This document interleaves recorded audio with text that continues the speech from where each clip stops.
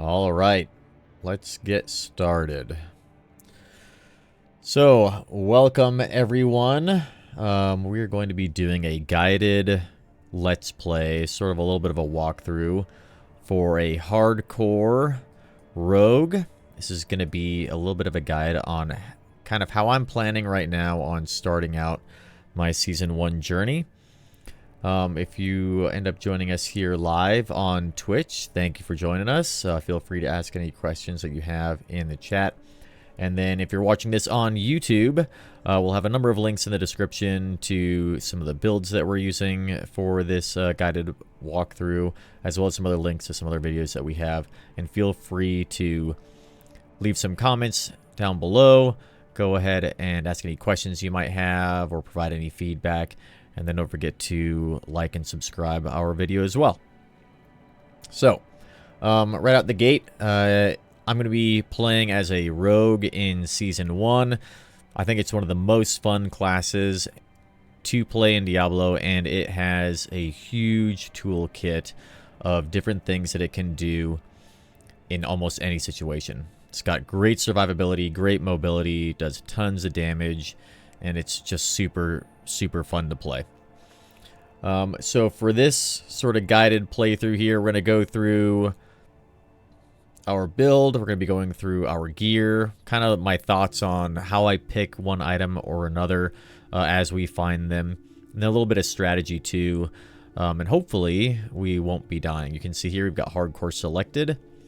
Now, this kind of playthrough is going to assume that you've completed the entire campaign on at least one hardcore character, that you have made it to, you've unlocked the horse, and that you also have unlocked all of the altars of Lilith, as well as discovered every zone in the game. So that is all unlocked as well. That means you're going to be starting with 5 skill points from the renown that you already have, as well as 5 additional potions, and you've got all of those bonuses from all of the altars of Lilith already unlocked.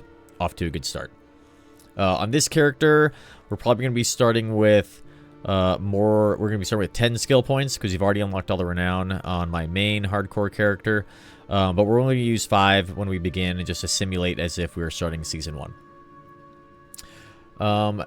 For the rogue as well, we're going to be using a Twisting Blades build. I find it to be one of the better hardcore builds. It's very survivable, but if you want to play a rapid fire build or a barrage build, even penetrate, then you can feel free to do that as well. It's really going to be pretty much the same going on here. So shout out to Wudijo on YouTube for a lot of his really good rogue builds. We're going to be following along on one of his builds for this. It's going to be a Twisting Blade kind of leveling build.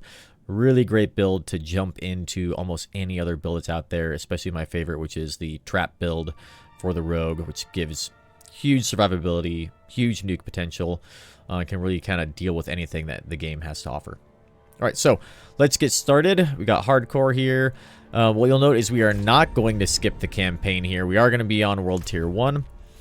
The reason that we're not skipping the campaign is right now my current strategy is going to be to effectively speed run the first act of the campaign, because at the very end of that, when you fight the boss, you've got 2 guaranteed legendary drops, which can give us a pretty good boost in our leveling. The other nice thing about doing the campaign is that we're going to get a lot of levels from the campaign quest experience. So I think it's arguable that skipping the campaign and just jumping straight into doing dungeons, jumping straight into world events, doing the little like underground caverns, little holes in the ground, can probably get you more experience faster, might be more efficient. But we're also going to be playing as if you don't have a hardcore character through the campaign. You have to do this as well before you get into the seasonal mechanics. So this will kind of simulate that a little bit as we go too. So if we go to our renown, you can see we've already got all these things for the fractured peaks. So we should have a bunch of skill points available for us here.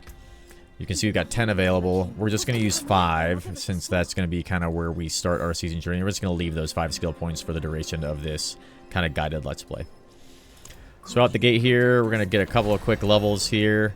Getting through this part of the campaign. If you had not finished the campaign, this is where you're going to get your first skill point. Alright, so big picture for our kind of twisting blades leveling build, which we can use to springboard into some other builds here. We are going to be starting off with puncture and getting into fundamental puncture. The reason for this is because we want to be able to proc vulnerable in about as many ways as we can on rogue. Pretty much any class almost requires vulnerable to really get out after a lot of high damage. Vulnerable multiplies to all of your critical damage in the game, which is why it makes it so powerful. It's in a separate damage bucket compared to your critical or damage to close, damage to distant, things like that. So we're going to start off here with 1 point into puncture, go up into enhanced puncture, and then go into from there with those 2 skill points. If you're just starting, you don't have these 5 points unlocked, you would come down here to get twisting blades or barrage, rapid fire, penetrating shot, flurry, whatever the one is you want. Any of these on the rogue are 100% viable builds from start all the way into the end game. That's why the class is just so much fun to play. So we get our first 2 points there. Then we come down to twisting blades. Then we want to get enhanced twisting blades and finally advanced twisting blades. This one is super important because it gives us cooldown reduction anytime we hit an enemy and our blades pass through them. This is going to become very strong once we get Blade Dancer aspect later on. Once we've got these skills, so that's 1, 2, 3, 4, 5. We've got 1 more available to us. We're going to go ahead and throw that into fundamental puncture, which is going to help get that vulnerability on our enemies. Okay, so once that's done, we've kind of got our levels up. Let's go head out. And like I said, we're going to be kind of sprinting through the first part of the campaign here. If you're new to hardcore, there's no rush at all. Remember, anytime you're playing, go ahead and kill as many enemies as you like. Go do as many world events as you like. Just pay attention to the enemy levels that you might be seeing as you kind of move around, so that you don't find yourself in a situation where you're a little bit underpowered. There are a couple of enemies, sort of like unique enemies, unique elites in Act 1 that can be very dangerous. Not too many, but you got to keep your eye out for them. The big one is a caster up in the mountains and the Fractured Peaks up in like the snowy area. I forget what level they are. It's obviously the game scales to your level, but I forget how many levels above the character it scales to. Fairly dangerous though. Alright, and then as we go through here on hardcore for Diablo 4, remember that your gear does not level up with you, but the enemies do. So making sure we are leveling up our gear as quick as we can to get us that power bonus is important. Right now what I'm doing is picking up anything I find and putting it on because we basically start wearing nothing. Alright, so we just got another level there.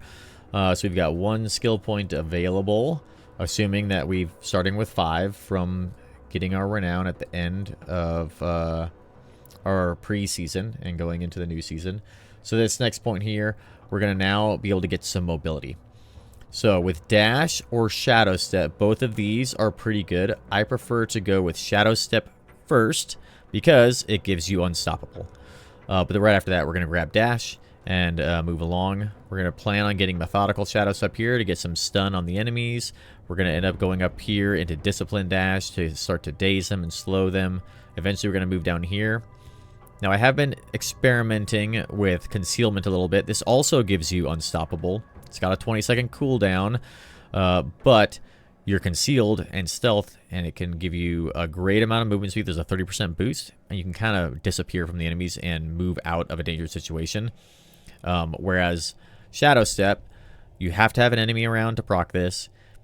It gives you unstoppable for a little bit. You do get a little bit of an increase in damage, but only for 2 seconds. And then after that, you're vulnerable again. The nice thing is it's only a 9-second cooldown.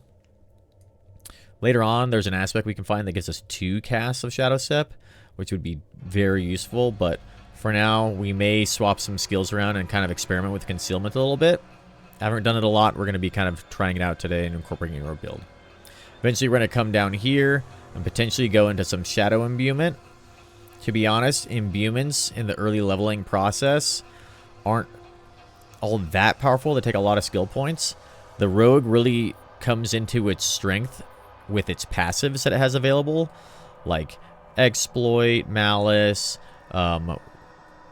weapon mastery up here, as well as sturdy and siphoning strikes, giving us a lot of that kind of tankiness and survivability and boosting our damage rather than these kind of main skills.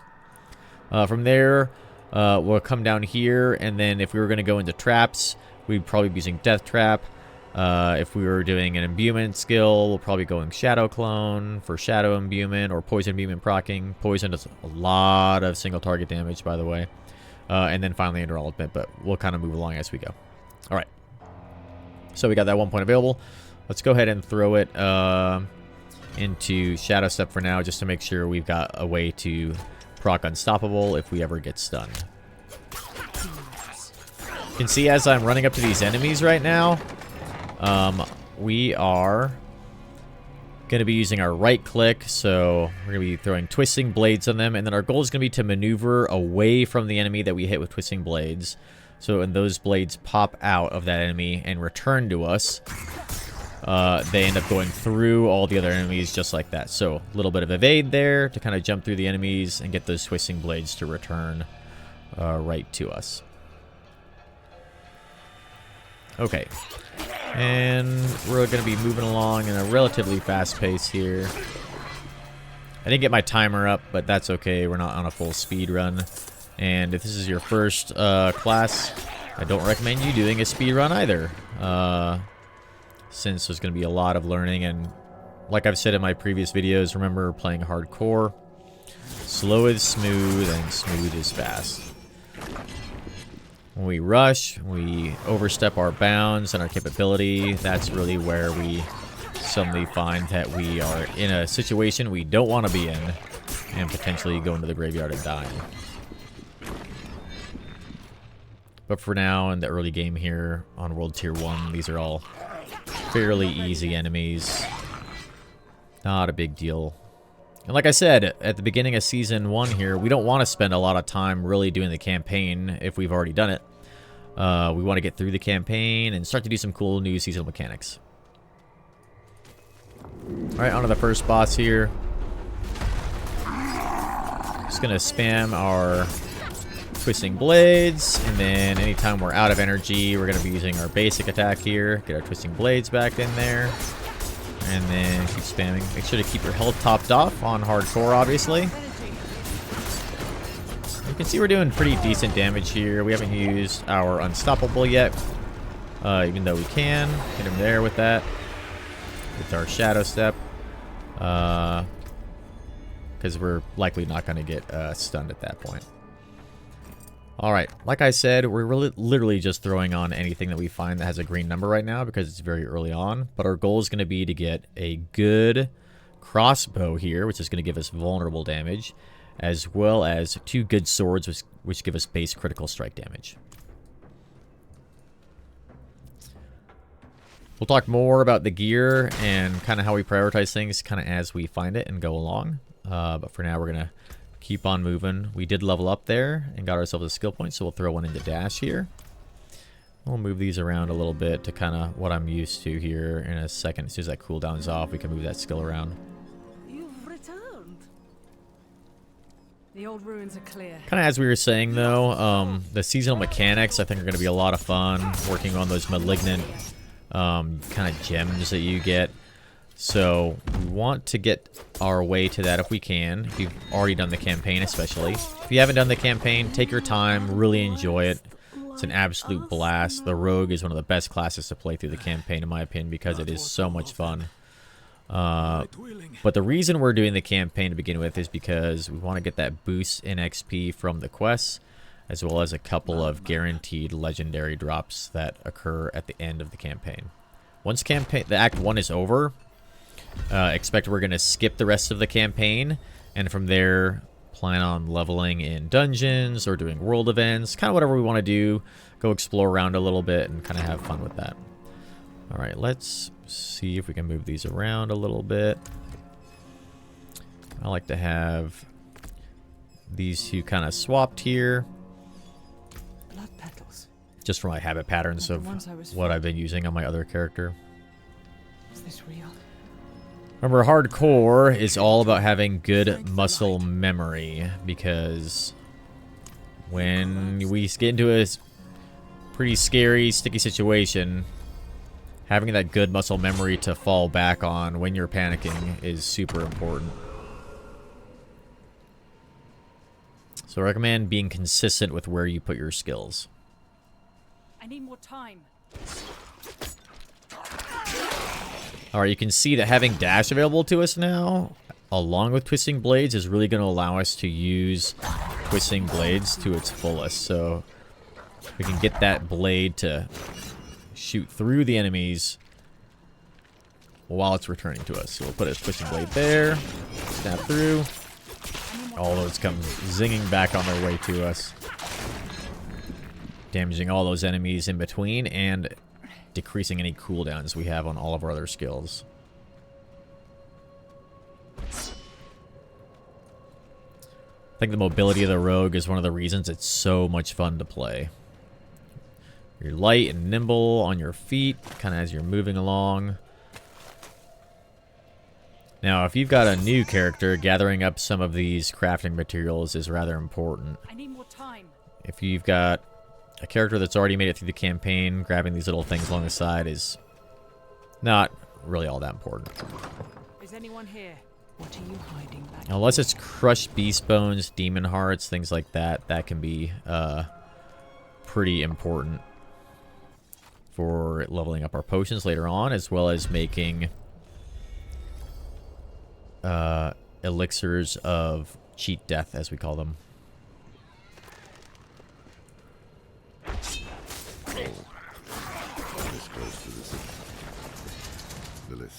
Alright, so we're killing enemies along the way just to get a little bit of experience here, but we're not really, like, stopping for any appreciable amount of time.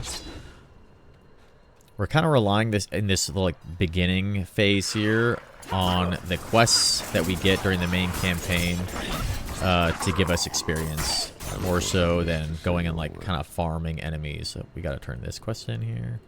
The angel in art. That's not linked. We did just get an item here that was blue, so this gives us +4 to all stats. That's great. All stats is better than willpower, max life. Throw that on there. It doesn't really do much for us. We're gonna sell the rest of this stuff when we get to town.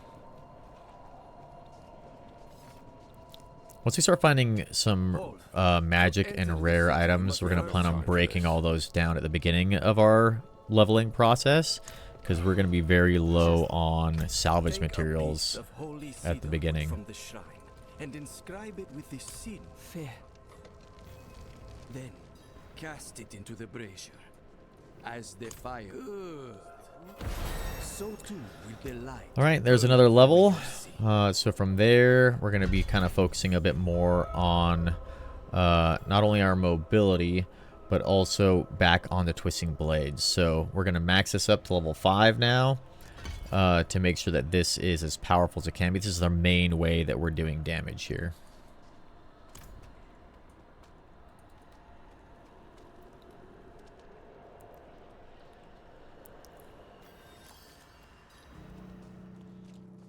So, what did you write? I'm off to the dry stick. Something about cracked hooves, sway back, cloudy eyes. Alright, bit of free XP. Don't forget to click on our waypoint here.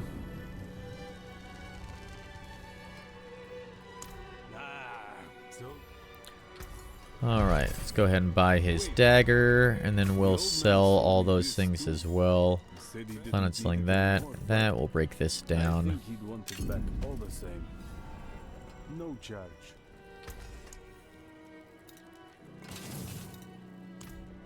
Cool. Just kind of keep our inventory clean as we move.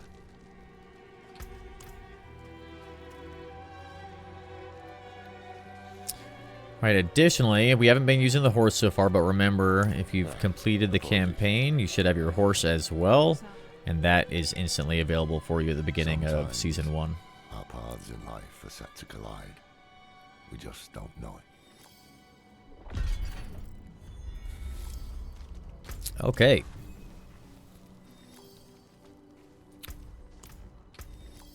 Looks like we got an item here. If we hit shift here, we can see the comparison. So much better than what we have on, and we'll throw that on there. Set that up for junk. As well as, if you don't know, if you're new to the game, going to gameplay, and then I believe it is actually in...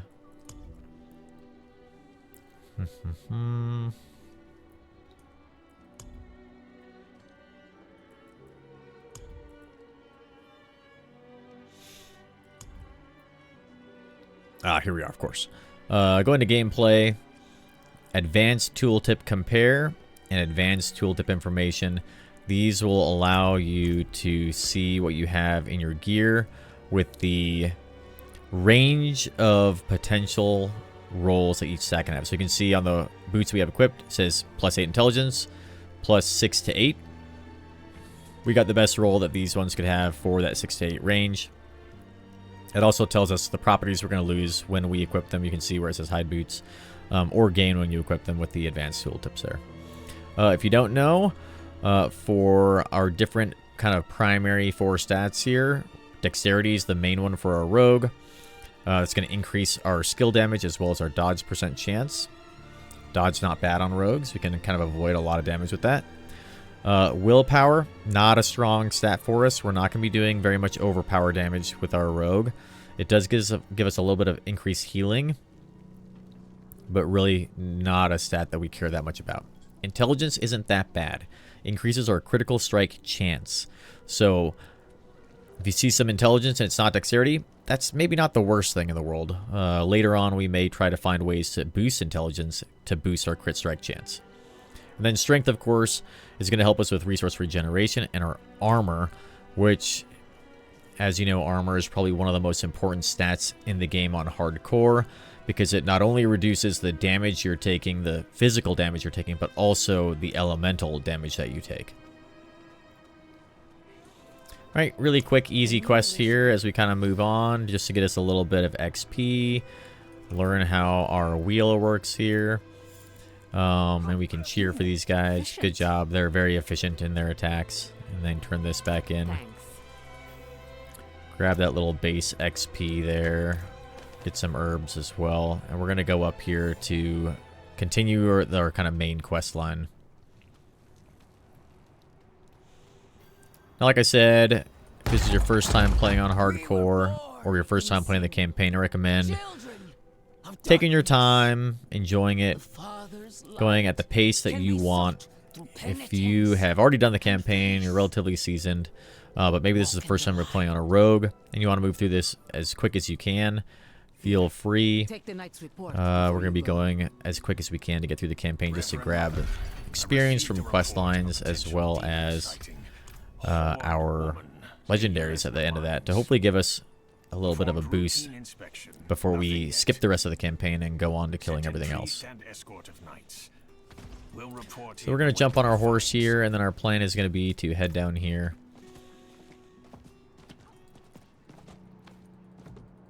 And go meet up with Vigo. Not in town. And figure out what Lilith has been up to. So if you don't have your horse, you can just go on foot here. Kill some of these enemies along the way. Should get you a good little boost in power and potentially find some gear. Should also be noted, especially in the beginning of the game while you're leveling, kind of really before level 50 or so, leveling up, while it does get you skill points and some stats, also makes the enemies a lot stronger. So leveling quickly is not necessarily a good thing. Finding good gear is a good thing, and that's really kind of what we want to focus on, is finding gear, not necessarily farming levels. So There may be times where we intentionally try to slow our leveling because the gear that we have is doing pretty well against the enemies that we're fighting. And if that's the case, we don't need to get levels. We do need to get better gear. Now, it's a bit of a double-edged sword because getting better gear pretty much requires you to kill enemies to drop that gear. All that to say is it is a little bit of a balance, and if you're leveling up, that doesn't necessarily mean that you are getting that much stronger. I need more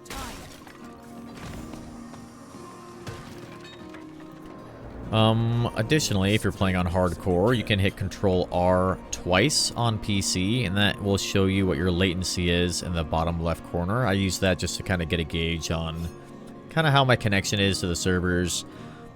Frame rate can kind of give you that kind of a vibe as well a little bit. But if I see that my latency is kind of spiking up, I'm getting a lot of lag, it's probably time to take a break on the hardcore character, maybe jump over to softcore to avoid a, disconnect death. Just really got to be the worst way to die. Hopefully that gets fixed before Season 2. Sounds like the developers have a plan for that, but for Season 1, we're probably going to be living in kind of a danger zone. The damn hoist is stuck. All right, we got some enemies here we're going to deal with in a second. Look out!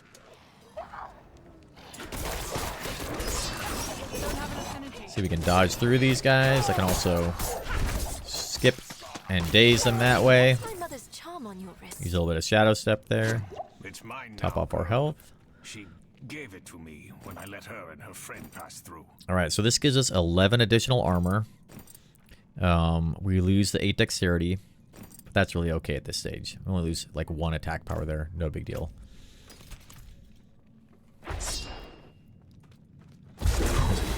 Conduit shrine here, apparently. Interesting. Just gonna kill these enemies while we have the conduit shrine, because why not? Normally I'd be skipping these, and we'll make our way down here until we get the door open. Keep close. Alright, there's level 6 for us. Remember, we're just gonna finish leveling up Twisting Blades until it's at 5. Maybe we should go back. Round up the knights. Okay, as we get into these tunnels, taking the right-hand turn pretty much all the time is going to get you there as quick as possible and avoid a lot of enemies. Like leaves. So here's our first right-hand turn. We're going to take that right. Equip that. Ooh, we got a new sword. That's good. Add some attack power there, as well as a little bit of base damage. Out of energy. I need more time. You can see on the rogue, kind of being mobile is the key here. So we're going to dash through things. We can also shadow step to enemies. Get those twisting blades to travel as far as we can through as many enemies as we can.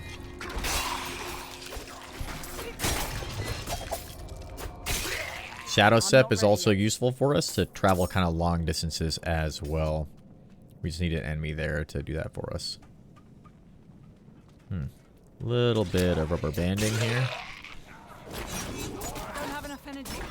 We're going to keep on going to the right here. First right every time. Get us through this area as quick as we can. What would draw Lilith here? Hell if I know. Grab anything that we can find until we get to a good spot to kind of see what we got. Got some more attack speed. Good. We'll equip that. More armor. We'll equip that. And then the rest of the stuff is basically junk.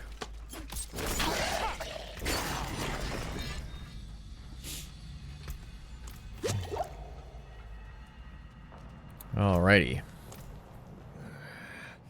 No lift. The jam must be deeper down.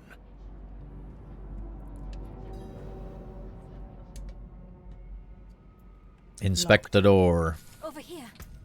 I can It is squeeze through indeed to the other locked. side. Wait, hold on. And there she goes. Haven't found a helmet yet. Enemies So we'll nowhere to go. kill these enemies real quick. To us this time.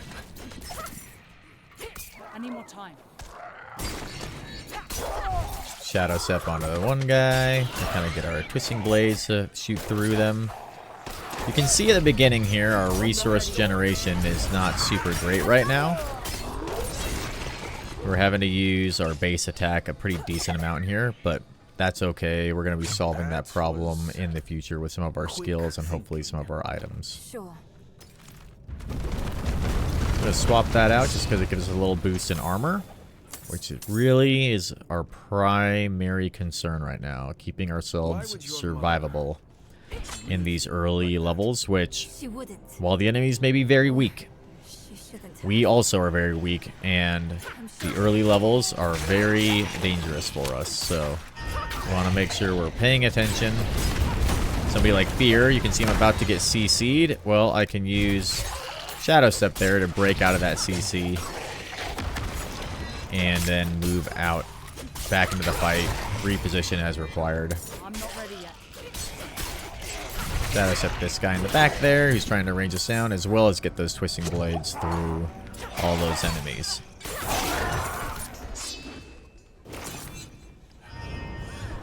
Pretty much anytime I see a health potion on the ground, if my health is down in any way at all, I'm going to try to use a health potion I have so I can pick up that fresh one and make sure I'm staying as topped off as I possibly can.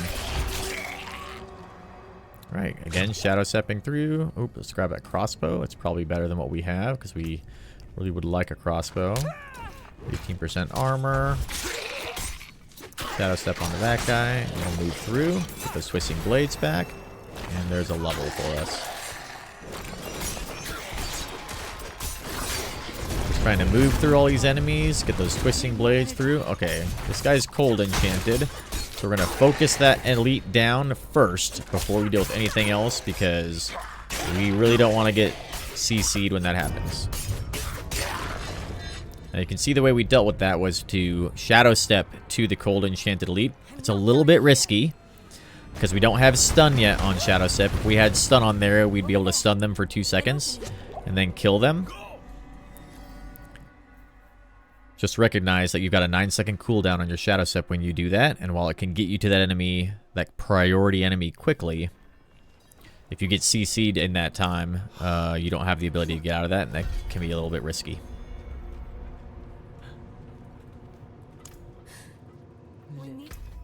Okay, so we leveled up there. We got a skill point. We're going to put another one in the Twisting Blades. And then we also found another weapon. Check this out. So, base vulnerable damage, plus 12%. Perfect. We're going to throw that on there. We get plus 12% damage to close enemies. That's also a good stat for us. What we're looking for on our crossbow is damage to vulnerable, as well as critical hit damage. So we'll throw that on there. The rest of this stuff, pretty much junk. Ooh, here we got crit strike chance. Very good. 2 to maximum life, also not bad. So pretty good ring at this level. That's going to give us a little boost in power there. Very nice. All right. So moving right along here. Really should have thrown our timer up there. Typically what I find is getting through this first act, if you're moving at a decent pace, should take you about 45 minutes to an hour if you're practice at it. Typically I find when I'm speed running, it's usually around yeah, about that 45 minutes to an hour, if it's not a super optimal run with some good drops.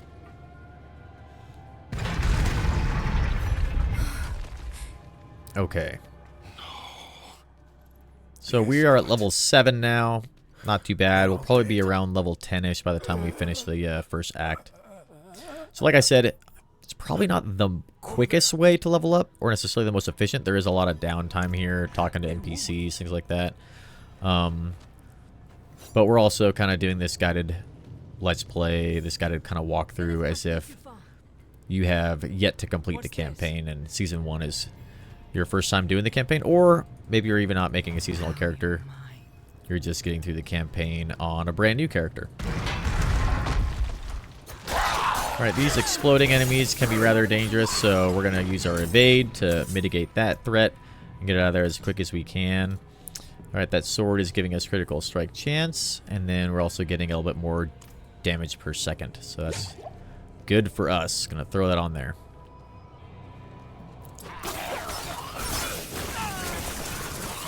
We're going to be looking to change out our weapon as often as we can. You can see we got stunned there for a second, so Shadow Step to break out of that CC and get that quick kill. But as we kind of level up here, leveling up our gear, we should be finding that our weapons are leveling up relatively quick. And we're going to be looking to change those out often to get our damage as high as we can. Looking for good defensive stats on our armor, on our gear, and then as high of DPS as we can on our weapons. Because if you can kill all the enemies very quickly, they're a lot less dangerous when they're dead. Ah, there. Now, we may go back to town here to just kind of get rid of some gear here in a little bit. I might consider upgrading gear a little, depending on what kind of resources we have available to us. Because this kind of first little mini-boss fight we have coming up can be very, very dangerous. We'll see where we are skill-wise. We've got really the primary ones we need for survivability. So we should be okay, but it can get a little hairy sometimes. If you're playing on a rapid-fire or barrage build, those builds on the early levels of the rogue in the beginning of the campaign or while you're level can be very, very powerful, especially rapid fire, which has probably some of the highest single damage DPS in the game.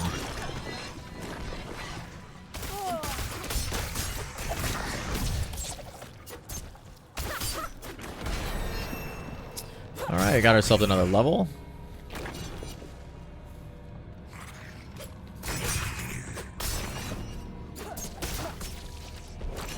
Now this tile, I believe we can go straight this way. Tempest elites, not super dangerous to us. We're still going to focus down the elites first when we see them.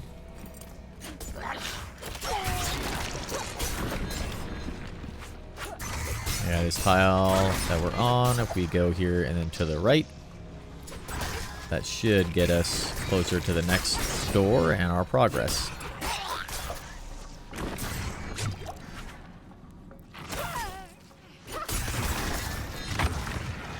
Alright, we got an elite here. It's a summoner, so we're going to try and prioritize that enemy first. And we got some range guys. Use dash to take them out pretty quickly. Top off our health.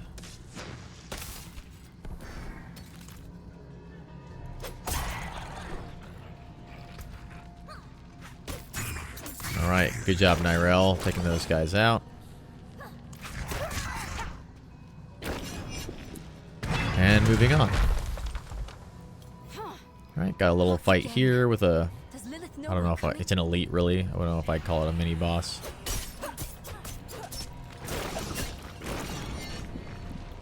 Quite easy. You can see that as we level up, there are kind of like some break points that we get to, so you'll find that the enemies will be a little bit difficult, and suddenly they'll be very, very, very easy. You may not have even got that much extra gear, but like they're suddenly quite easy to kill.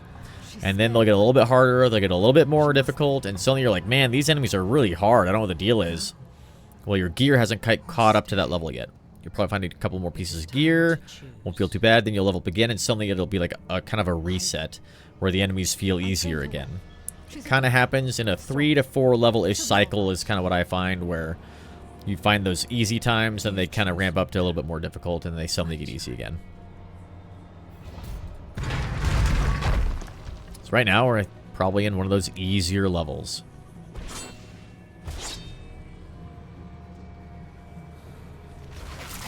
Alright, Succubus can be rather dangerous. We're going to try to prioritize killing that if we can.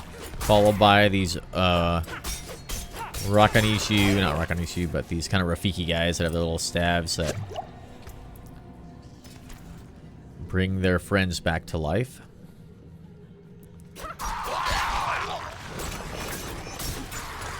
Now, we probably can survive that AoE that hit. Oh, we got a Frost Enchanted or a Frozen Enchanted Elite here. So we're going to Shadow Step over to them to take them out. Prioritize that. Nayril is cleaning up all the enemies for us there. I love that. And we got a little bit better weapon.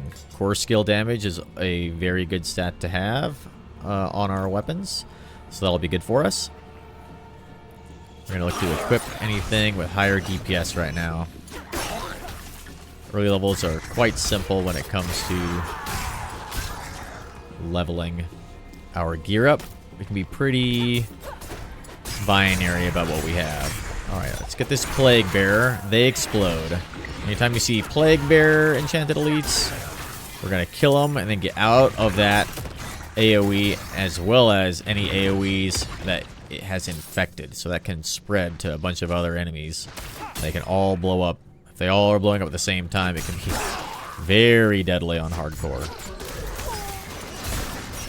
Remember, on hardcore, if there's an AoE on the ground and you're ever in doubt as to whether or not you'll die from it, make sure to get out of that. Oh, also that thing that I just hit there, those can be very deadly as well. Alright, last point into Twisting Blades. And then from there, we're going to look to start to level up some of our other steps, or our other skills, to get us some more defense, some more survivability, by moving into Dark Shroud here in a second.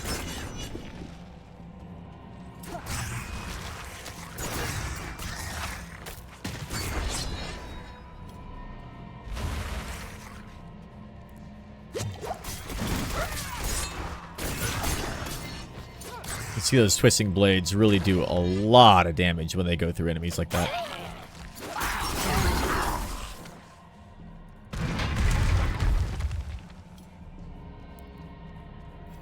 Okay, here we have to survive for like 60 seconds, something like that, I believe.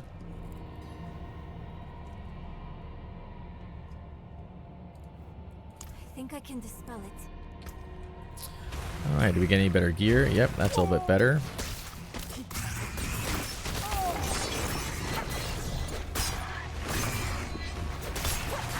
Alright, while these guys are showing up, we're just going to kind of chop them down, focus on the big guys as much as we can.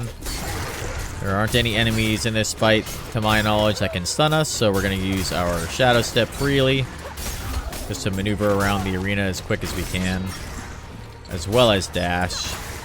Top off our health anytime we're low, and we see free health pots on the ground available to us.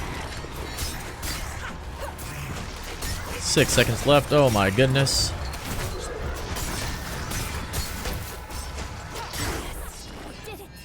There we go. Top off our health. And off we go.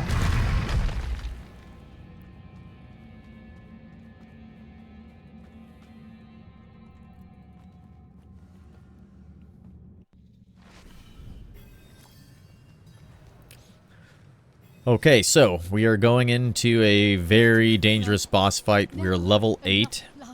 We need a tiny bit more XP to level up here. So before we do level up here, we are going to go back to town, sell all of our gear, and then we're going to come back.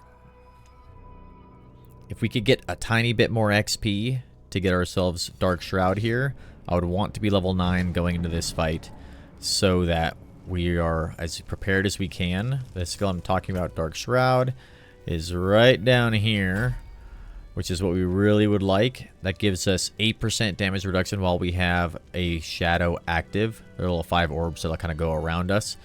We're going to go 1 point into here, 1 point into Enhanced Dark Shroud, and 1 into Subverting Dark Shroud. So really what I'd want to do is go ahead and get that tiny bit of XP to get a level up before going back into that dungeon. Now, is there any XP that I can get here in town? I don't think that there is. That would mean I'd have to leave town, go kill like 1 or 2 enemies, and then go back into that entire dungeon, kind of make my way through. We did unlock a shortcut, so it wouldn't take us that long to get back in there. But for now, we're going to jump back in here. We'll probably kill an enemy pretty quickly in this fight. And then we'll throw a point into our Dark Shroud down here. Should go to position number 3 for us. And we'll pop that as soon as we're able to. We'll make sure to top off on any healing wells that we see going into a known boss store, to make sure we are at the max resources that we possibly can. We may actually level up just from turning in this quest here. Mother? You must stop this. Nope, did not. It's okay. We'll kill an enemy or 2 here. and then should have that skill point available to us. Alright, the hell spawns are really what we want to focus on for this, obviously. If we can kill them as quick as we can, it'll stop all the other enemies that are spawning around us. But when in doubt, focus the big guys first in this fight.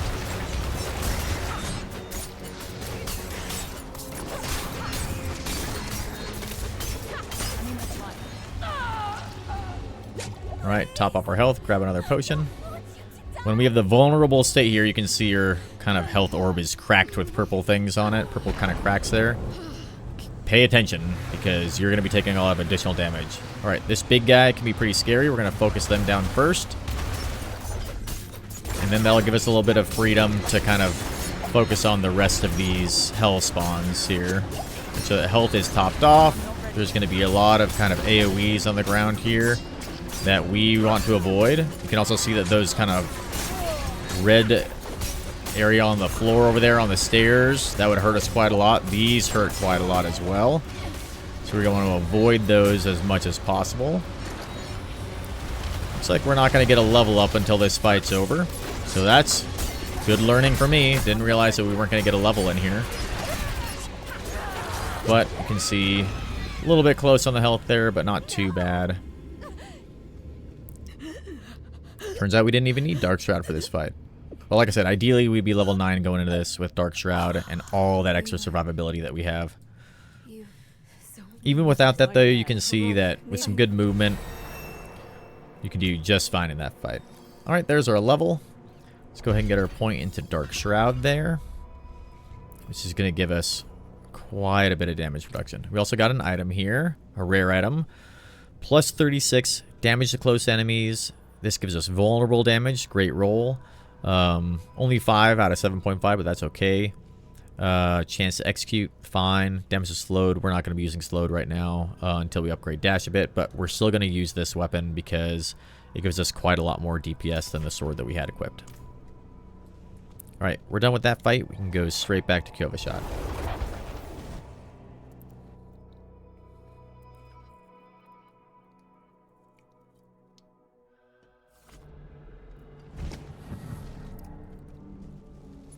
Alright, from here, we'd be breaking down our gear.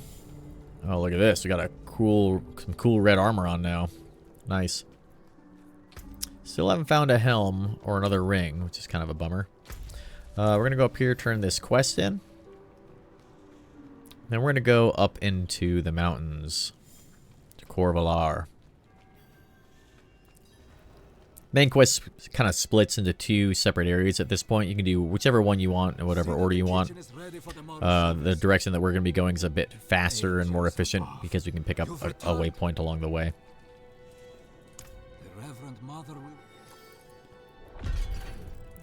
Alright, from here we're going to be making our way up here to Korvalar. And we're going to get the bear tribe's waypoint along the way, so we can teleport back to that later on. Just cut down on our walking time. Not as much of an issue with the horse. Not in town.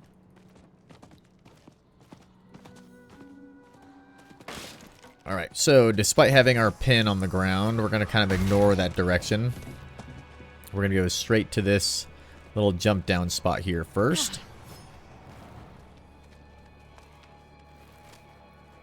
Now that we're down here, we can follow our pin. And it's going to take us right past the bear tribe waypoint, which is our desire. If you don't know, on PC while riding your horse, the farther away from your mount your mouse cursor is, the faster you will go. Typically what I'll do when I'm riding the horse is I'll dash twice to get a pretty good long duration speed boost. And then I will proc dash whenever it comes off cooldown after that. Right, grab this waypoint here, just for our use later on, and then we're going to go back towards our pin. Continue on. Now, in this area here, you're going to find some grizzly bears. Here's one there. Those can be a little bit risky, kind of at low level. You can also see on our map here, see this shining symbol here? That is a rare monster, a rare elite monster. That one in particular is very, very dangerous. So be careful on hardcore going past there. That guy's probably like level 21, I think. 24 or something like that. We would almost certainly die very quickly if we were to wander past that dude.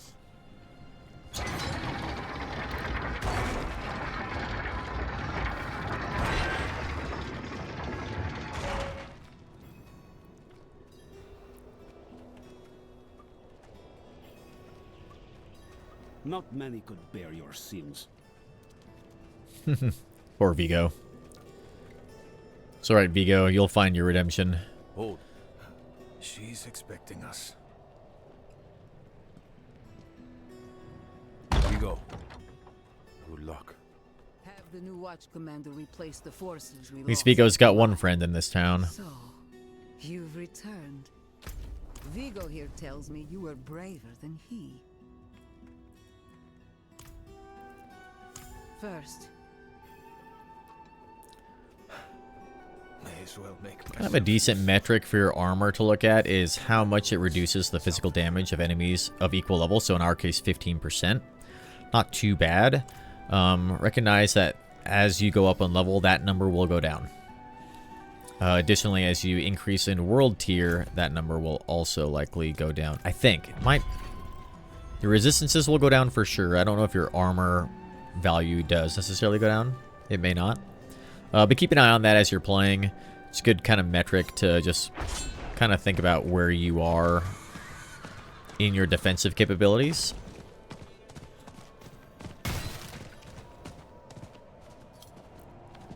I find I start to feel very tanky, pretty safe once that gets to 40% and up. I start to feel pretty safe. If it's below that, I'm still a little bit at risk.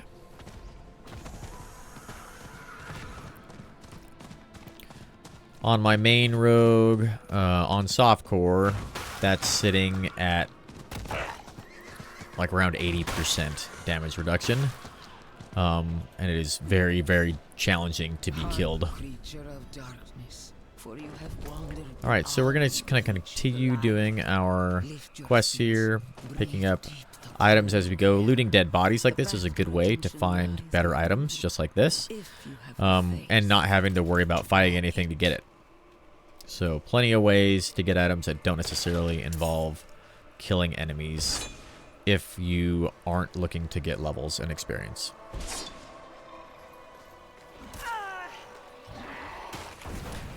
Something I have not been doing a good job of is making sure I've got my Dark Shrouds procced pretty much at all times. So want to keep those topped off as much as we possibly can to just make sure we've got as much defense as possible at all times. So anytime this is off cooldown, I'm hitting that button to proc that up again. Like I said, we'll top off our health, grab another health pot. Let the ice into your bones. And then move on. We want to always see these Dark Shrouds around us. Kind of running around like we were without those previously. A little bit risky. I need time to do that.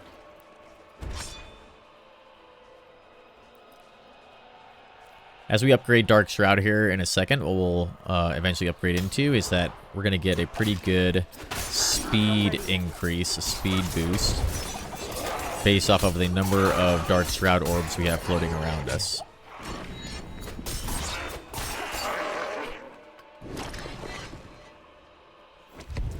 So not only is it going to give us more defense, but it's also going to give our mobility a pretty good boost. Alright, this next enemy we're going to be approaching here can be a little bit tricky, a little risky.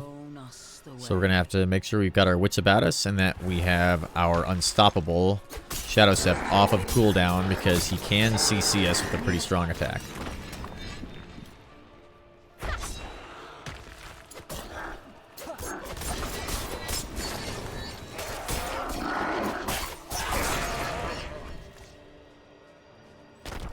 Grabbing some salvage materials as we go along, and then hitting that Dark Shroud anytime we're out of fights. Even during fights, too, for that matter. Alright, so we're going into a boss fight. We've got a few enemies left alive here. We know we've got... It's not really a boss fight, but it's a good elite fight there.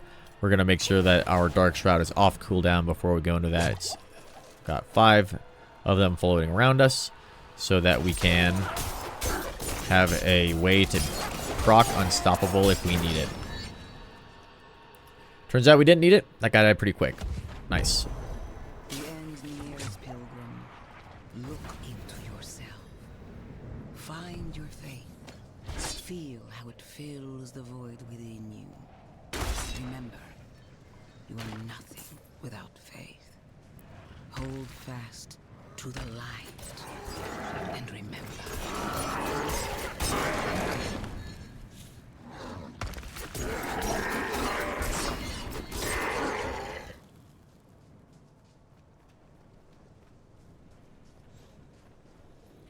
Okay. Hello again, Vigo. So I like playing. Alright, let's go say hello to the asshole in Arius.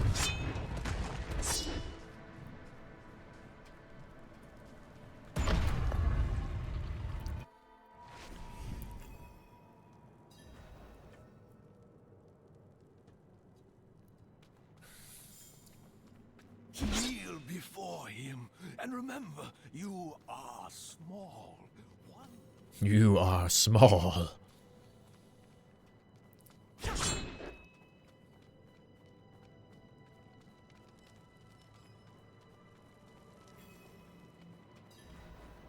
need time to do that.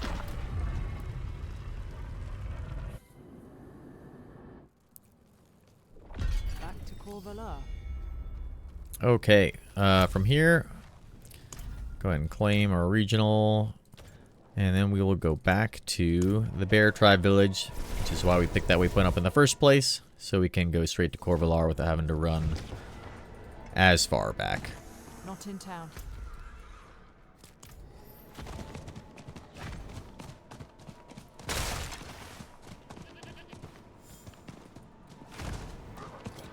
If only the pathing for horses was better in Diablo 4.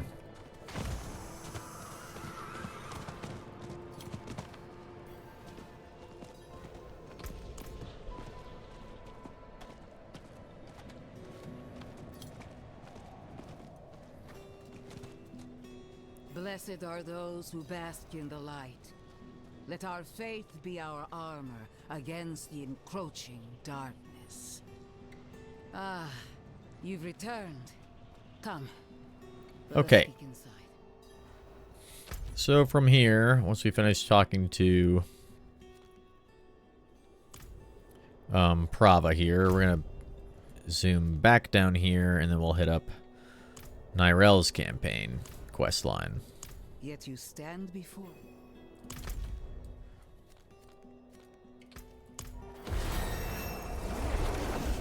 Gotta level up, so we're gonna buff up our Dark Shroud, make it even better.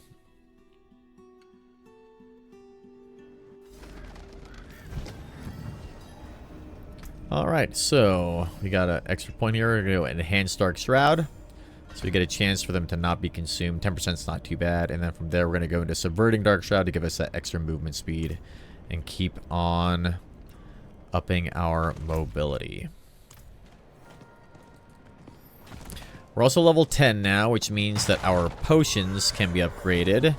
We should also have the ability to upgrade our gear with the armor. So we'll go do that here in a second after we kind of clean these guys out.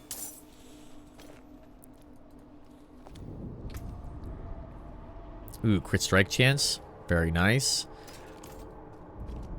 You can see in these early levels, it doesn't really take too long to kind of assess if your gear is good or not, because everything's pretty much better than what you had. But as far as gloves go, crit strike chance is very important. We're going to be looking for that.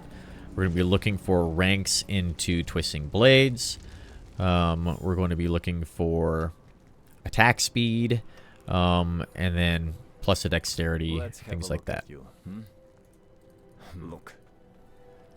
Father bless. Okay, so we have to upgrade something to complete this quest. When we're choosing what to upgrade here, as we're kind of moving along, depending on what we have for our gear, prioritizing good stats on our armor. So, for example, let's give us a crit strike chance. It's a max roll of that. Let's go ahead and upgrade this once. Cool, we got slight tiny boost there. Really not super worth upgrading stuff right now, so early, because we're going to be replacing this gear quite often. But that completes that quest. We'll go down here and upgrade our potion as well. That isn't very important, because getting more health is super helpful when you proc a potion. Here we go, level 10. Now, level 20 is easy to get. Level 30 is difficult. You can see crushed beast bones. I only have 6 of them right now. They can be pretty tough to find. There's a couple of enemies in Act 2 that have guaranteed drops of like 4 or 5 of them. So we'll use that later on. Light keep you. Something else to note here while we're kind of leveling up for our gear is that for our boots, we're going to be really trying to find boots that give us plus to max evade.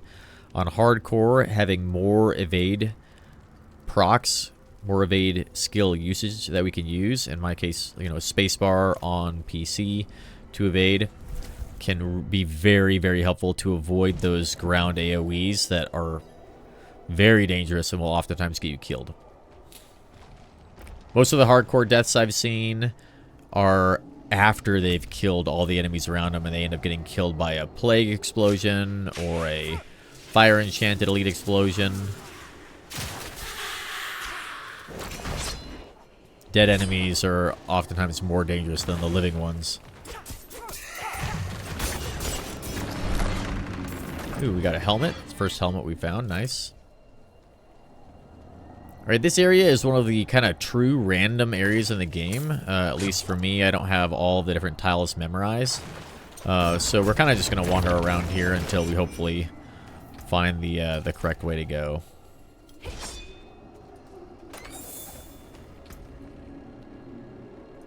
A little bit better armor there. Not too bad.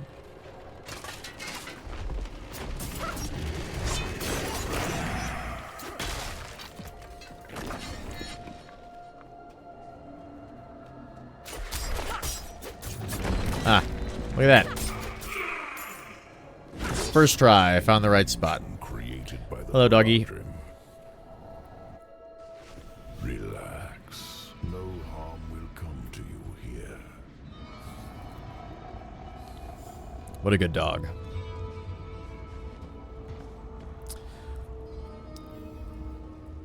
Who are you? The wolf has got great advice for hardcore players. Their Make sure to stay relaxed. Fire and death.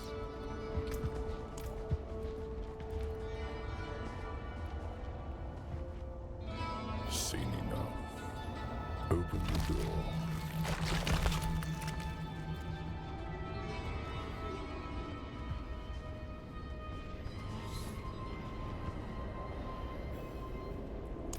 Why are you telling me all this? All right. Back in the Horodrim's illusion. Turns out Nayrel is here, chilling. Nayrel. There you are. I think I've lost my way. All right, let's get our Dark Shroud up. Make sure that's there. Like we didn't previously. Someone's toying with us. This place is a maze. You can see that very quickly complacency can start to set in. All right, that is a cold enchanted elite. That has to die very quickly. Additionally, these wraiths here can empower the archers, which makes them do a red sort of beam on the ground. You can see we got hit by one of those. Now, one alone, when you've got a decent amount of health, isn't all that dangerous. But if you're taking other damage from other sources and that hits you, especially if they've got Backstabber on, like that could be the end of it there. So, Got to be very careful with that. Those wraiths are actually one of the priority enemies that I have to kill. Cold is good to kill people? Yeah, that's exactly right.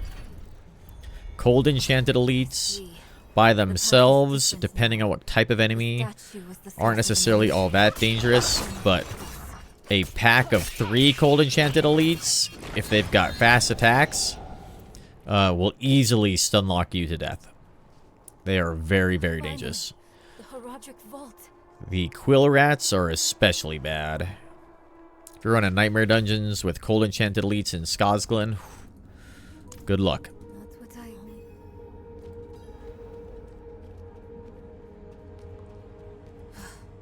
Sealed shut. What of the passage over there? What of the passage over here? I'm not ready yet. Speaking of quill rats,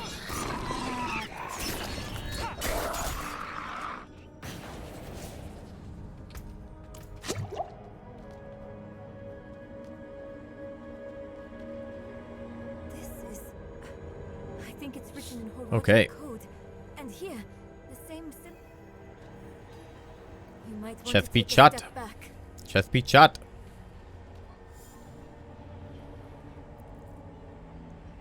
Chespith Chat. Doesn't work when I say it for some reason. Let's keep on. I wish Mother was here. Okay, so we got another boss fight coming up here in a little bit.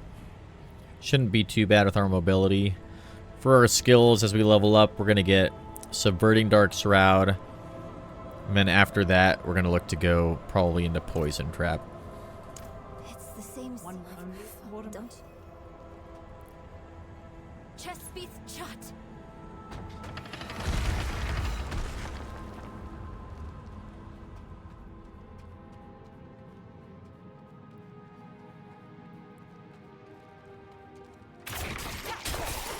Alright, that's a corpse bow. Corpse bows are also very dangerous. It's one of my priority targets to kill. They can one-shot you if they are kind of hiding in the shadows at range. They tend to always hang out with these kind of big skeletons like this. So when I see skeletons, there's a corpse bow. I'm ready to shadow step onto the corpse bow to take it down as quickly as I possibly can. Seen a lot of people die to those as well. Plus 30 armor, pretty good. We're going to take that all day long.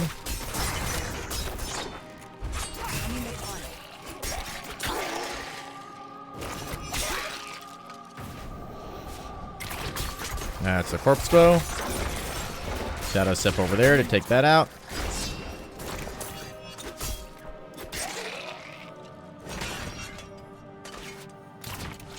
There's another one.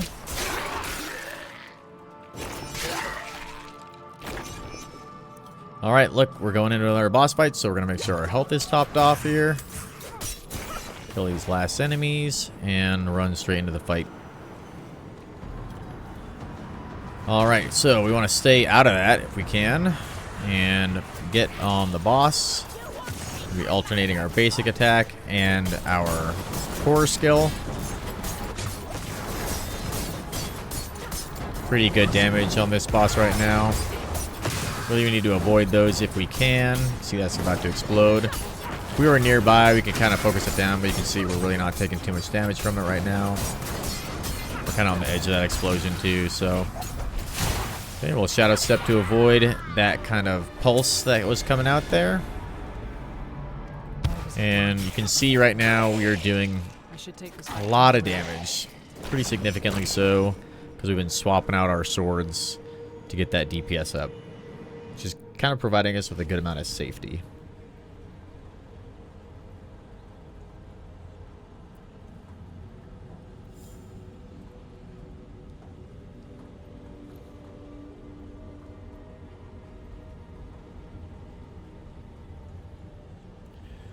Okay.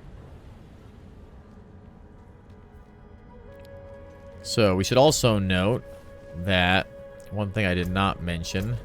We go to our map here, and then we go to our Fractured Peak. So we claimed this. So this is where you would get that kind of extra skill point if you had not done the campaign already. Really, well, if you had not got this far on Renown already on your previous playthrough. Really, just keep putting your skill points into kind of the same spot that we have been for the little boosts that we have. We should be fine. This ledger was written by the Haradrim. This is chronicling spells and theories created by Rathma, the first necromancer. That's not what we're looking for. No. Okay, so we're done with that. And now we're going to go back to Yelesna to basically make our push to the boss here, and that'll be the end of Act 1. Before we do that, though, let's see, is there anything that we can swap out? Yep, a little bit better amulet, nice. And let's go ahead and break this stuff down. Give us a little bit extra resources available to us. Now, depending on what level we get to, and kind of depending on how we feel going into this boss fight, we may go upgrade our gear, maybe once for each of them. But we're feeling pretty strong right now. We're in a really happy place for our levels. So there's not a huge desire for me to necessarily go and, like, grind a bunch of levels. More strangers in the camp. If we're feeling good where you're at, then keep doing what you're doing. The enemies are scaling to us. I need more time. There are sometimes a chest up here that can be pretty useful. But not today.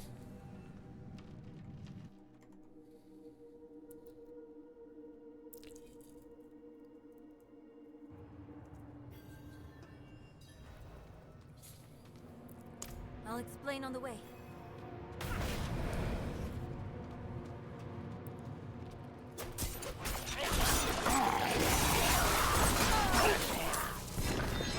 See just how much damage Twisting Blades can do. It's such a good skill. I'm not ready yet. Alright, we're going to watch out for these guys to explode and make sure we're out of those AoEs as much as we possibly can. A little bit of lag there, but I think we're doing okay. Go ahead and lock down that summoner guy. I need more time. And straight we go back to Rathma's description of the ritual was... visit Nirel's mother. And the notes weren't much better. I think I know how to talk with my mother again. We are almost level 11. That'll give us a good boost in mobility.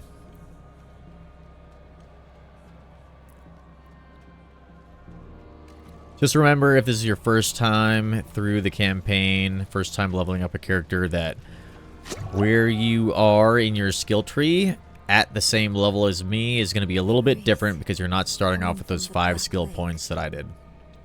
Do you feel it? Let's hurry.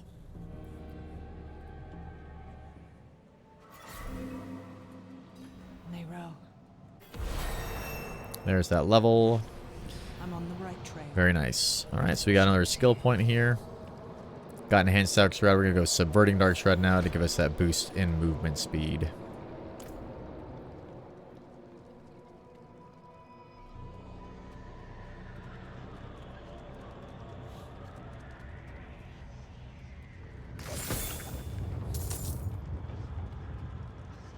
You are the last visitor to my sanctum.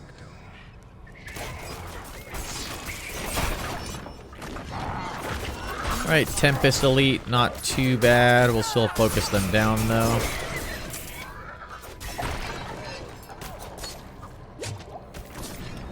I need more time.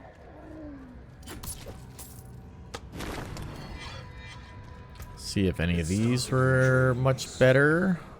I saw shattered Yep, we'll images equip of that. men It's a little bit in better. sanctuary. This one, not so much. The scales of a great serpent carried these visions. I need to destroy the tumors to go any further.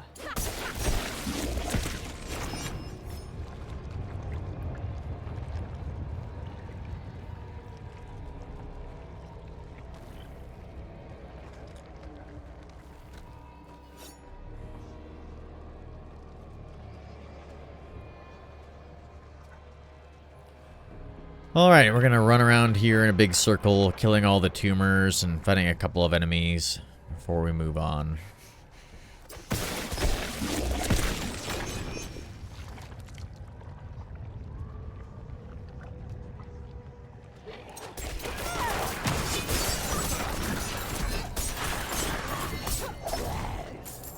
Ooh, we got a rare. Nice. Ooh, good amount of dexterity. Cold res and cold damage we don't care about, but the armor is better and the dexterity is quite good. We might end up... This is one of those pieces of armor you may end up hanging on to for a little while. This is one I would upgrade once or twice if I felt like I was in question of my survivability. I'm not ready yet.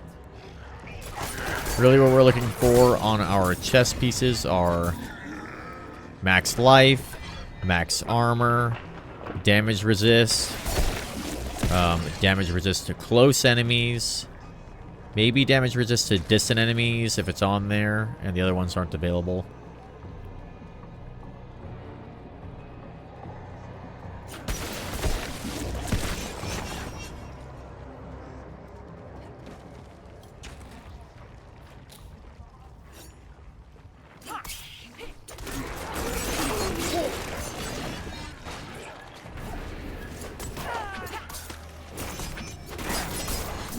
I'm not ready yet.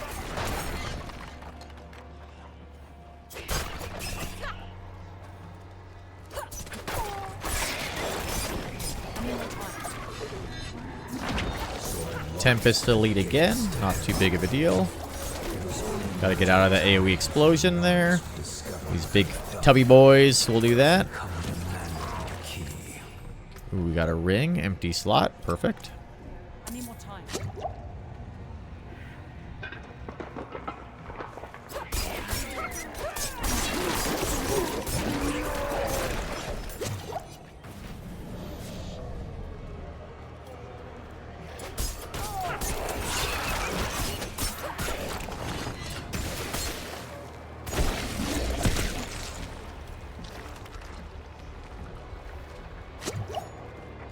Keep on topping off our health.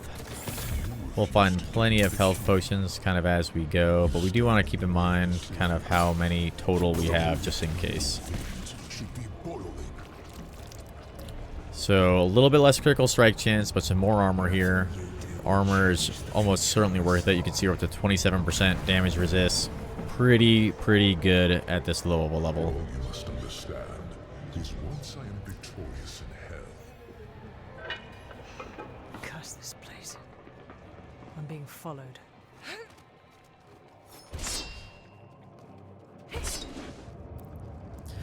Alright, so we are going into the final boss fight here for Act 1. We'll top off our health potions here. Now, if you're feeling at all in doubt onto this fight, this would be a time to bounce back to town. Maybe consider upgrading your gear a little bit or going and leveling up. But this fight is really pretty easy. Boss mechanics are basically do damage to the boss, stay out of those kind of AoEs as much as you possibly can. You can see my health is going down a bit because I'm kind of just standing in this thing. But as you do damage, those health potions will appear, and then we're going to use our mobility to get inside of this bubble and stay outside of this very deadly kind of black area until we are able to break free. Really, the bubble goes away. The first thing the boss is going to do is that kind of big cone attack, which we need to evade through or shadow step through. So you can see we can shadow step through that as well to be right behind the boss and avoid that attack. We're going to avoid this on the ground as much as we can and just get back to doing damage. We'll evade that as well. Should have another cycle of the bubble being required. We'll go hang out with our boy Vigo here and then get back to our damage. See if that ground attack shows up. Nope, just the ground AoEs. Lost a good amount of health there because we just tanked that hit. That's okay. There's that ground hit. We'll shadow step out and back. And that's that fight done. So there's our guaranteed legendary drop. We got pants this time. Then our second legendary drop is about to happen after Vigo gives it to us. Poor boy. Yeah, it doesn't take too long to get to this first boss and finish Act 1. So we ended up ending at level 11. That's pretty typical for what I see for going straight through. Not doing a lot of side events. I'm just kind of running at the boss. But for what should take... It took us an hour and 20 with a lot of explanation. Which should take you probably about an hour or so. I think it really isn't too bad. And then we get some good stuff. I mean, we've got... It's Bone Weave. So 3 health per second for every close enemy. Not a great aspect, to be quite honest, but +5 to all stats, a rank of Dark Shroud, intelligence, max life. I mean, these are good, not bad pants for being this low. I mean, we're going to hang on to these pants for probably quite a while before we find better. The aspect, though, is really not that important.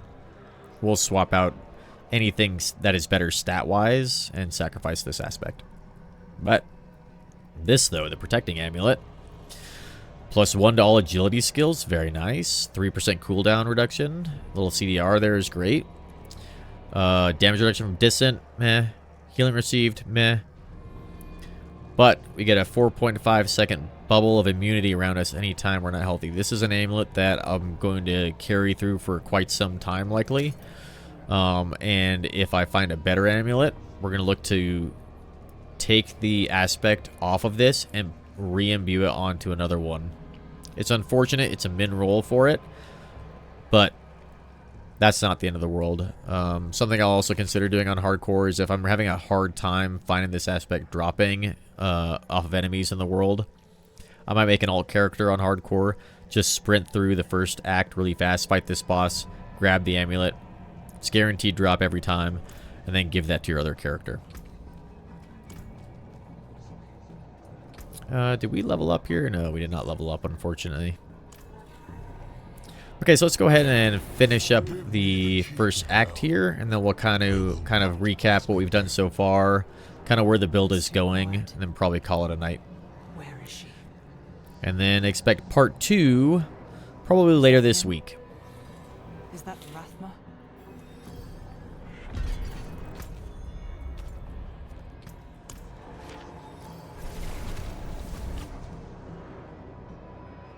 Oh, that's a really good point, Cosm, yeah. You could also drink some elixirs to give you the 5% XP bonus. Those elixirs last 30 minutes. We don't have any elixirs right now. There's a couple of side quests that you can do to get those. Let's see, are they... I'm trying to think if they're from right here. I believe there's a side quest over in the town that's right here. I forget the name of the town. I'll have to check. We'll look that up in a second.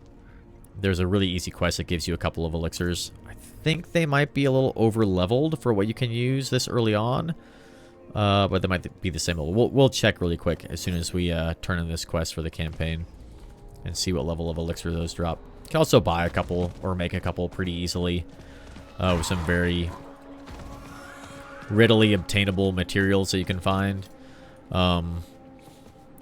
The weak iron barb elixir that gives you some thorns is a really quick and easy one to get. Really, you're drinking it not so much for the thorns damage that it gives you, but for the 5% XP bonus. Ooh, we got a pretty decent ring from this as well. We'll swap this on there. 1.4 crit strike chance. Very good. The 5% damage to crowd control enemies is going to be good for us in a second here. And the damage is slowed. Not so much, but the crowd control enemies is good. So we'll put that ring on as well. Got that extra skill point available for us. So now from here, we've got some choices to make with kind of where we want to go on our build. We've maxed all of these things out that we can. We've got 1 point into dash and shadow step. We've got 3 points effectively into dark shroud. You can see we're getting a little bit of item contribution there. And then we're going towards our further on skill points here. So from here, after dark shroud, what we really want to do is go into poison trap. So, Poison Trap is going to set us up for a few more other skills later on. We kind of have our kind of base skills now for what we're going to be running with until around level 50, or really anytime you want to respec. Also say if I find a good aspect on a piece of armor as I'm going on, like let's say I found Ricochet that gives anytime I'm using rapid fire, like when you shoot those rounds, those arrows will like ricochet to other things. Well, I might just spec out of Twisting Blades and spec into rapid fire because I've got a really good aspect that does fine. And for now, when you're leveling up this early on, it's not really going to affect the rest of our build. I might find the same thing for Barrage and just spec out of Twisting Blades and into Barrage and play around with that for a little bit. Now, for Barrage, as well as Twisting Blades especially, there's a really good aspect we can get from a dungeon in Scotland called Blade Dancer, which is going to really boost our Twisting Blades up. So we're going to look to get that later on. But for now, we're going to go into Poison Trap. And then, from there, we're going to kind of continue our into Enhanced Poison Trap. And then we're going to go back up here into Enhanced Shadow Step. Eventually into Methodical Shadow Step, so that when we do Shadow Step, we stun the enemy for 2 seconds. It's really good for locking down elites that are dangerous. Keep them from using their enchantments. And then we're going to basically go into Exploit, which is right over here. Back into Sturdy to get a little bit of survivability. And then make our way down this skill path at that point, which will give us some innervation to get us some resource energy back. Because we were finding that, like I said, we're kind of low on our energy. Well, innervation with lucky hit chance will start to give us energy back. And then continuing on to a lot more of the other passes, which we'll get into later. Eventually, what we're going to get into, where the kind of Poison Trap rogue and the Trap rogue kind of really comes into its own and makes it very survivable and hardcore, is when we go into 1 point the Deadly Venom and then into Debilitating Toxins. Eventually getting 3 points into this to give us 15% less damage from poisoned enemies, which when we throw our Poison Trap down is going to be most of the enemies that we're fighting in close melee combat. So that really keeps us very survivable.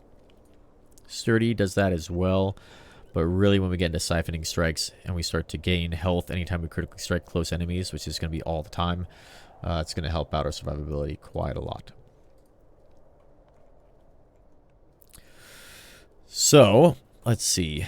That's our skill points that we have available. Let's go ahead and take a quick look over here and see, kind of really quick, if that quest drops potions for us.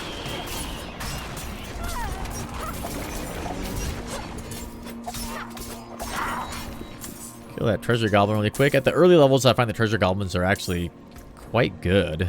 Get some pretty good items from those guys. This right here, not too bad. All stats, close damage. We'll go ahead and equip that. Definitely better. Max life, intelligence, and poison damage. So, finally we get a chance to kind of compare items and decide, is this piece of armor better than what we're wearing? Well, it's got 2 less armor. So, not that great. Plus 11 to max life, though. It's pretty good. But you can see plus 12 dexterity on the piece of armor that we're wearing. This is one of those times where I'm going to think about, like, well, how do I feel about my build? The armor I've got on, does it feel like I'm doing, like I'm relatively survivable, like I'm not taking a lot of damage? Right now I do feel like I'm not taking that much damage. So poison damage will be good in a second because I've got that Poison Trap that I just got from our skill points. Cold resist and cold damage aren't very useful stats to me. If I equip this, you can see we're at 162 attack power versus 164. So your attack power is definitely not a good measure of how much damage you're doing. It's very, very basic. It's like, how much damage do we have for DPS on our weapons? What is your maximum dexterity? There's not a lot of other stuff that goes into it. It doesn't really factor in your critical strike chance, your critical strike damage. So you can see we're at 11% and 50%. I mean, we're at base crit strike damage. We have no bonuses to this. We've got a little bit of bonus to this. It doesn't factor in vulnerable damage, which is very important. Any of those kind of things into your attack power. So in this case, you can see our attack power goes up a tiny bit due to that increase in dexterity, plus 12 dexterity. But it's not a lot. So we're relatively low on our levels right now. Dexterity is important, but it's not the end all be all. I'm willing to sacrifice a little bit of armor so I can get 11 max life, intelligence, which ups our crit strike chance, and poison damage. I've got 3 stats that are useful to me for a very slight loss in armor. Definitely worth the swap out.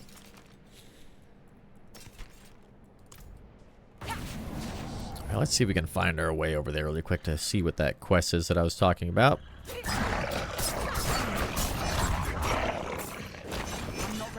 See, right now, at this kind of early stage, we're feeling very much kind of overpowered compared to the enemies that we're fighting. Now, these ones in this area are relatively easy too. But not a big concern for us at all right now.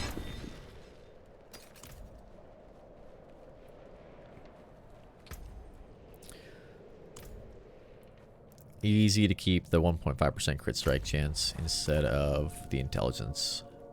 Although, that being said, plus 7 intelligence does give us crit strike chance, so 1.5 versus plus 7. Let's take a look. I'm curious to see. So we're at 11.2 right here. 9.9. Not as good.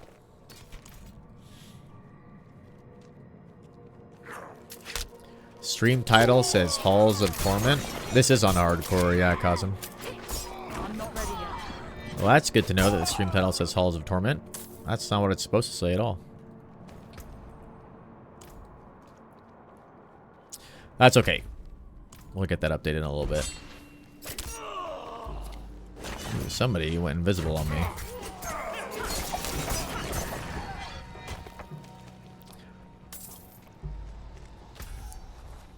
Okay, that town is just over here.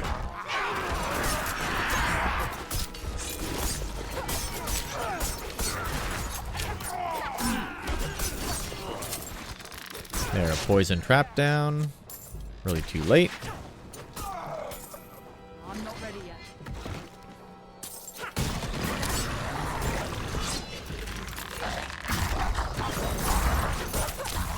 Eventually, too, when we upgrade our poison trap, it's going to knock down any enemies that run into it, which will be quite useful for us.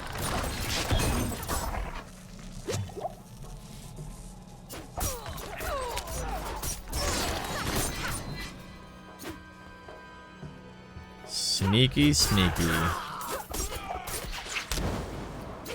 Additionally, if you're on PC and you didn't know, you can hold the shift button and then do your base attack.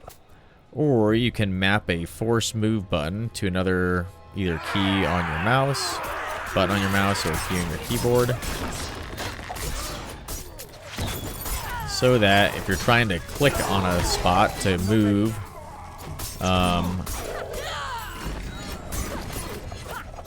normally you would move up to an enemy, but sometimes I can't attack because in this case it's just movement, no attack. Holding shift allows you to just attack.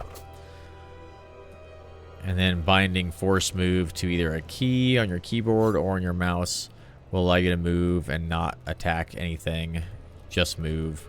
Versus if I were to left click here, I'm going to do an attack there. Alright, we're going this way.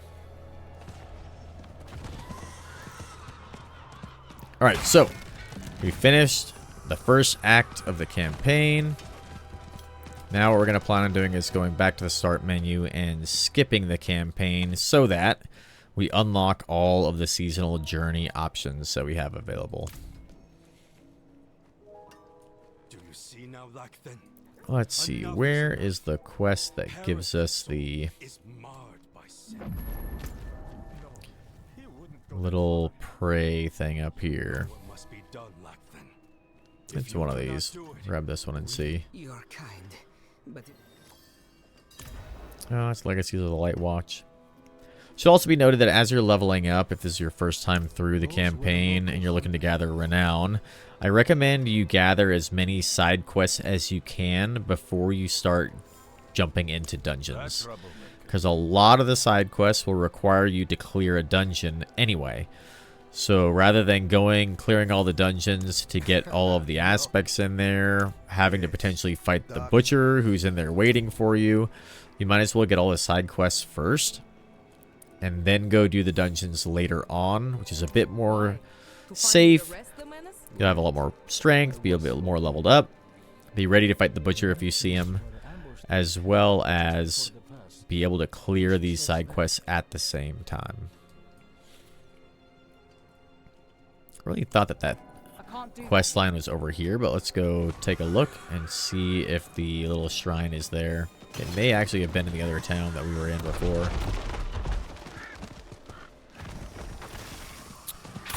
It looks like it might be in their town. That's a corpse bow. Very dangerous. Very dangerous.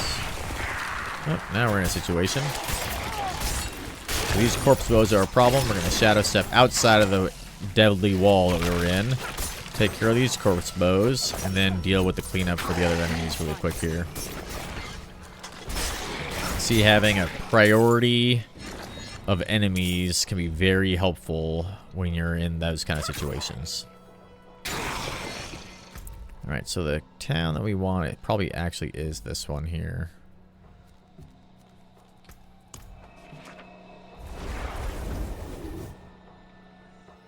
Yeah, that's right, Cosm. Try to pick up all the side quests in the area or the region you're in so you can do them as you run around in the region. Good point. So ideally what I'll be doing here is picking up every side quest that I can. Not necessarily going to do them all. I'm just going to have them available to me. So that as I'm running around looking for Altars of Lilith, opening up the area, I can do those side quests at the same time. Good, efficient way to get your renown up to speed. This is important for Season 1 as well, because we're going to want to get to Tier 3 to get that extra skill point as quick as we can in every region. Remember that if you did all the campaign, did all the Altars of Lilith, and explored every region in the game before going into Season 1, your renown will be about halfway through Tier 3 here. So it won't take you long to get those extra skill points. Ah, there it is. So it's this first town in Yelesna where you can kind of grab this pretty easy little side quest here that we could be doing, could have done already, kind of as we went through things. And this does give you some elixirs that you can use here as well. Oops. You can see if we had killed all of these ghouls here as we went back and forth during the first part of the campaign, we could be picking up these ghoul hearts already and be kind of on our way. So this quest requires you to use your emote wheel. I think, is it? Hello? No, it is thanks. There we go. Cool, that's that side quest done. And we got some elixirs. So for these ones, yeah, these both unlock at level 25 and 35. So a little bit high there. So we can go back to Kyovashad and look at what kind of elixirs we can make real quick to give us that 5% XP bonus.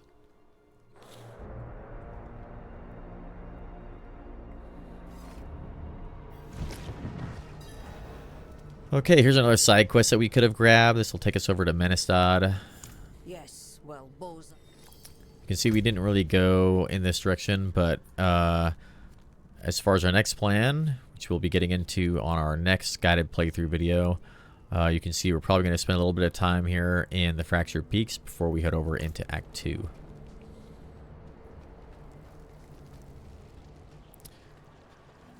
Alright, now that we're done with the first part of the campaign, we do want to start leveling up quickly.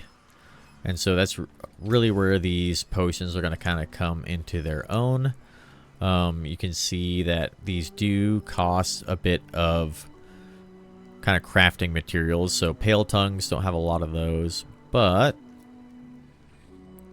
these iron barb elixirs, especially the weak iron barb elixirs, which are right.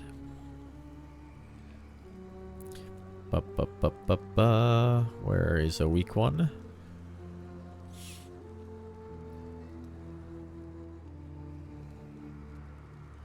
Here we go. Weak iron barb elixir.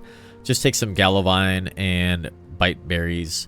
Gives you a little bit of armor, a little bit of thorns. Pretty good boost in defenses, but really it gives you that 5% experience for 30 seconds. So we'll go ahead and make a couple of these so that we can have those available for when we continue our guided playthrough.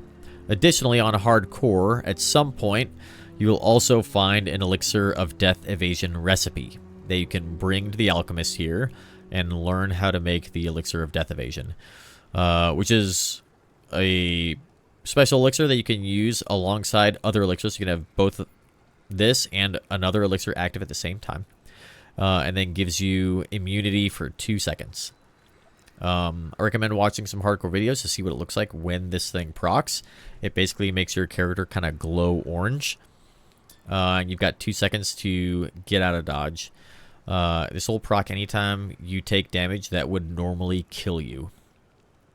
Now, you can see that they're pretty expensive to make, especially with the crushed beast bones and the angel breath.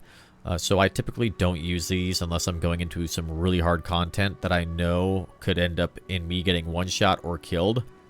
Things like world bosses, capstone dungeons, the pinnacle bosses, things like that is where I'd be thinking about using an elixir of death evasion. And that's because I just don't like farming these materials. I also think that the game is a lot more fun when you're not using these. A little bit more risky. And you still have scrolls of escape that you can use. I probably have a couple in my inventory I can show you for the scrolls of escape, but you will not find them in the world until you are at least level 20. You can't use them until you're at least level 20 as well. We'll talk more about that in our guided playthrough as we kind of move farther along in level and we start to find these scrolls of escape. Okay, well, with that, I think we're going to end our video for tonight. If you're watching this on YouTube, remember to like the video. Please subscribe for more of this content. And feel free to leave comments down below with any feedback you have, any questions you have on hardcore. And let me know what kind of character you're going to be playing in Season 1. I'm curious to see what everybody picks for their class. As you can tell, I myself will be playing on the Rogue. All right, see ya.